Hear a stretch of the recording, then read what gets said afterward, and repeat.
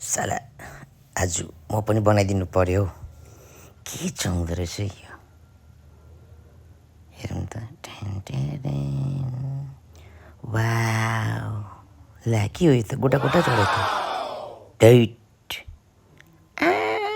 यो त के हो एट यस्तो त आउँदैन यो त के हो बियर बियर जस्तो भयो त खान नपाएको बेलामा सेम बियर भयो सम्झिनुहोस् के को भाइरल घन्टाको